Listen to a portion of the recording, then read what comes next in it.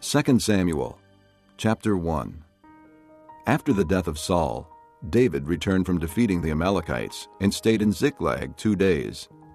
On the third day, a man arrived from Saul's camp, with his clothes torn and with dust on his head.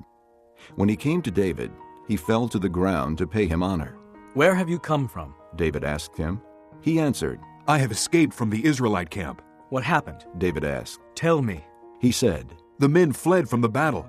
Many of them fell and died, and Saul and his son Jonathan are dead." Then David said to the young man who brought him the report, "How do you know that Saul and his son Jonathan are dead?" "I happened to be on Mount Gilboa," the young man said. "and there was Saul, leaning on his spear, with the chariots and riders almost upon him. When he turned around and saw me, he called out to me, and I said, 'What can I do?' He asked me, 'Who are you?' 'An Amalekite,' I answered. Then he said to me, 'Stand over me and kill me. I am in the throes of death, but I'm still alive.' So I stood over him and killed him, because I knew that after he had fallen, he could not survive. And I took the crown that was on his head and the band on his arm, and have brought them here to my lord." Then David and all the men with him took hold of their clothes and tore them.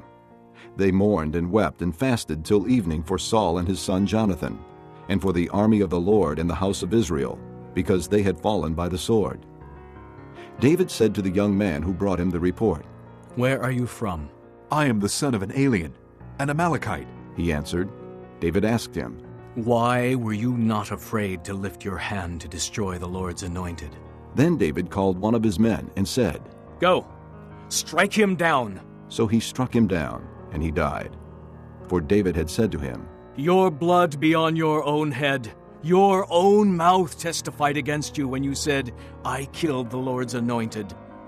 David took up this lament concerning Saul and his son Jonathan, and ordered that the men of Judah be taught this lament of the bow. It is written in the book of Jasher. "Your glory, O Israel, lies slain on your heights. How the mighty have fallen. Tell it not in Gath. Proclaim it not in the streets of Ashkelon.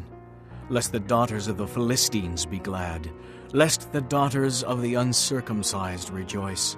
O mountains of Gilboa, may you have neither dew nor rain, nor fields that yield offerings of grain.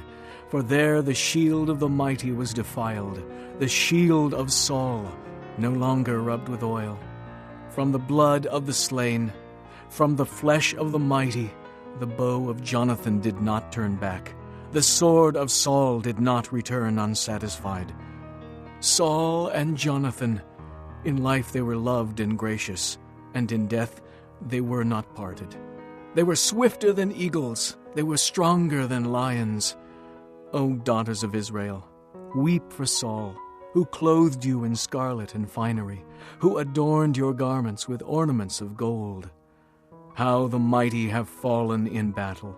Jonathan lies slain on your heights. I grieve for you, Jonathan, my brother. You were very dear to me. Your love for me was wonderful, more wonderful than that of women.